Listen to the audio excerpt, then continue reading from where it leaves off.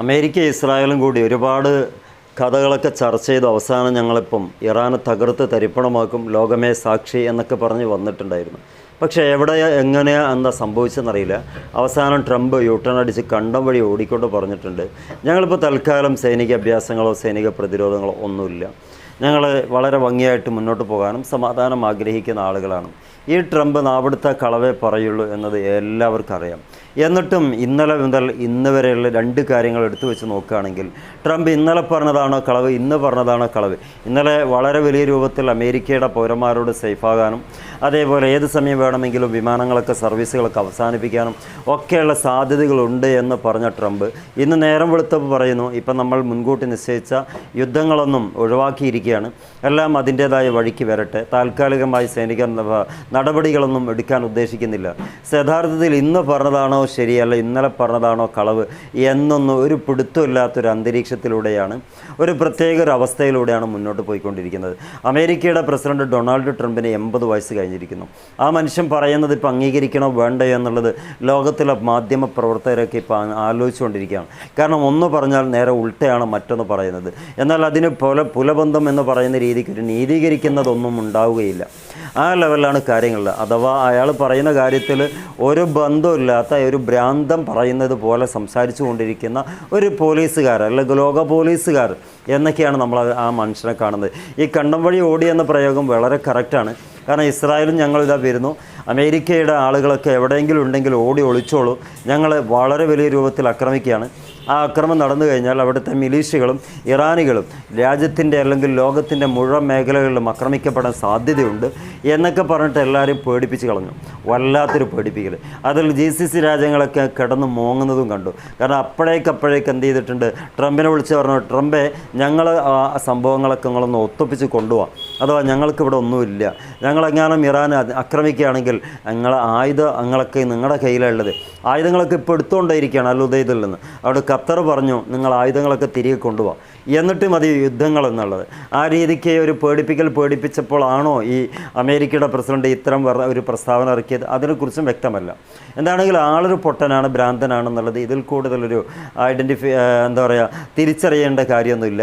ആൾ ആരൊക്കെയോ പേടിക്കുന്നുണ്ട്. എന്നാൽ ആവശ്യമായ ഒരു കരുതലോടുകൂടെ നീങ്ങാൻ ആളുടെ വയസ്സായ ഈ 80-കാരനിക്ക് സാധിക്കുന്നുമില്ല എന്നുള്ളതാണ് വസ്തുത. എന്താണെങ്കിലും അമേരിക്കയെ കൊണ്ട് ഇസ്രായേലിൽ മാത്രമല്ല GCC രാജ്യം മൊത്തമായി കുടുങ്ങിയിരിക്കുകയാണ്. ഇസ്രായേൽ ഇപ്പോൾ 4 മണിക്കൂർ 5 മണിക്കൂർ അടച്ചിട്ട് റൂമിൽ നിന്ന് സംസാരിച്ചതും ഇത് മാത്രമാണ്, ഇറാനെ എങ്ങനെയെങ്കിലും തകിടം മറിക്കണം, എന്നിട്ട് ഗ്രേറ്റർ ഇസ്രായേൽ നടപ്പിലാക്കണം.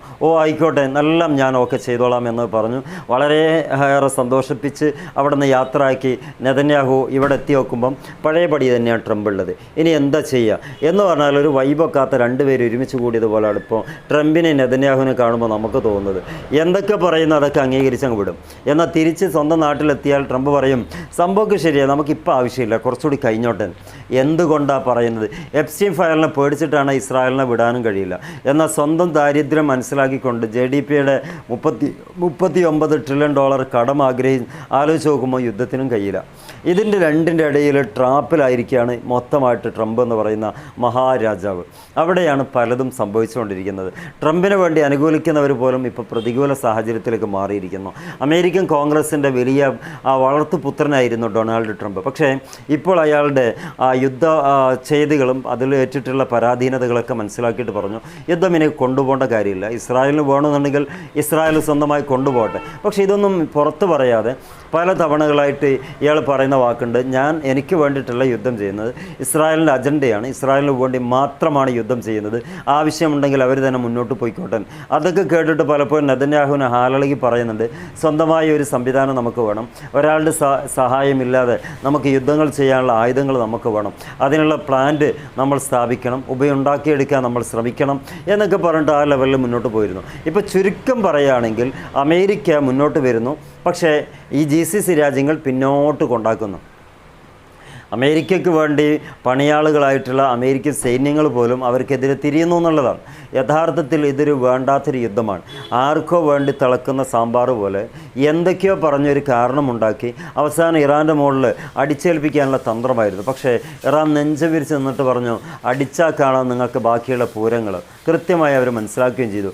അതെല്ലാം കേട്ടപ്പോൾ തീരെ ഉറപ്പില്ലാത്ത അമേരിക്കയുടെ സിൽബന്തികളായിട്ടുള്ള GCCകൾ പറഞ്ഞു, നിങ്ങളെ പോറ്റാൻ ഞാൻ ഒരുപാട് പൈസ കൊടുക്കേണ്ട ഒരു സാഹചര്യം, പക്ഷേ നിങ്ങൾ പറഞ്ഞിട്ടില്ല ഞങ്ങളെ പോറ്റിക്കോളാന്ന്. ഇത് രണ്ടും എവിടെ എത്തി നിൽക്കുന്നുള്ളൊരു പിടുത്തമില്ല. ആയുധങ്ങളും സംവിധാനങ്ങളും ഈ രാജ്യത്തിൻ്റെ മുൻനിര പോരാളികളായിട്ടുണ്ടെങ്കിൽ മാത്രമേ ഇങ്ങനൊരു യുദ്ധം കൊണ്ടുപോകാൻ പാടുള്ളൂ. അല്ല, ഇറാനെ തൊട്ടു പോകാൻ പാടില്ല. ഇറാനെ തൊട്ടാൽ ഞങ്ങളാണ് കരിഞ്ഞു പോകുന്നത്, നിങ്ങൾക്കത് അവിടെ നിന്ന് പ്രഖ്യാപിച്ച് പിന്നാക്കം പോകാം. അതൊക്കെ കേട്ടിട്ടോ മറ്റോ എന്താണെന്നറിയില്ല, കണ്ടം വഴി ഓടിയിട്ടുണ്ട് ആൾ. ഇനി ഏത് സമയം തിരിച്ചു വരുമെന്നതറിയില്ല. എന്താണെങ്കിലും ഇതൊരു വഞ്ചനയുമായിട്ട് നമുക്ക് പരിഗണിക്കേണ്ടി വരും. കാരണം ട്രംപാണല്ലോ പറയുന്നത്. ആ ട്രംപിനൊരു സ്വഭാവമുണ്ട്, നേരെ ഉൾട്ട പറഞ്ഞിട്ട് അതിൻ്റെ മറ്റൊരു വിപരീതം സംഭവിപ്പിക്കുക എന്നുള്ളത്. ഇപ്പം നിലവിൽ ഞങ്ങൾ യുദ്ധത്തിനില്ല, സമാധാനമാണ്, അമേരിക്കയുടെ സൈന്യത്തിന് എന്താ പറയുക തിരിച്ചു വലിക്കാൻ പോകുകയാണെന്നൊക്കെയുള്ള ഒരു വ്യാങ്യമായിട്ടുള്ളൊരു ഉദ്ദേശം, അത്രയേ ഉള്ളൂ. പക്ഷേ അതിലെന്താ സംഭവിക്കുന്നത് വെച്ചാൽ ആ ശ്രദ്ധ മാറ്റിക്കൊണ്ട് ഇപ്പുറത്ത് കൂടെ കരയുദ്ധം ആരംഭിക്കാൻ പോകുന്നുണ്ടോ, അല്ല വ്യോമാക്രമണം തന്നെയാണോ എന്നൊക്കെയുള്ള ചോദ്യങ്ങൾ വിപുലമായിട്ട് വരുന്നുണ്ട്. അപ്പോൾ ഒന്ന് പറയാം, അമേരിക്കയും ഇസ്രായേലും പറയുന്നത് നമ്മൾ വിശ്വസിക്കേണ്ടതില്ല.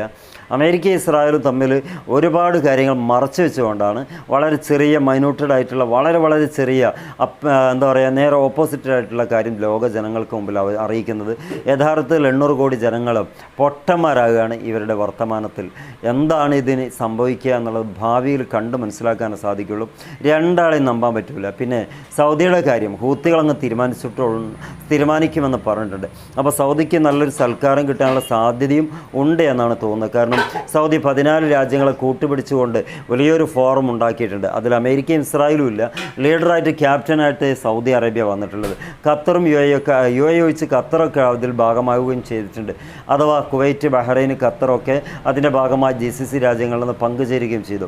ജിബൂട്ടി പോലത്തെ മറ്റ് ചെറിയ രാജ്യങ്ങളും അതിലുണ്ട്. അപ്പോൾ ഇവരെല്ലാവരെയും പിടിച്ചു വെച്ചിട്ട് ഒരു യുദ്ധത്തിൻ്റെ മുന്നോട്ട് പോകാനാണ് ഉദ്ദേശിക്കുന്നത്. അവർ ഇറാനികളോടല്ല, ഹൂത്തികളോടാണ് യുദ്ധം ചെയ്യുന്നത്. ഹൂത്തികളാകട്ടെ നിങ്ങൾ വരും, നമുക്ക് സൽക്കാരം നടത്തിയിട്ട് നിങ്ങളെ പറഞ്ഞു വിടാം എന്ന് പറയുന്നുണ്ട്.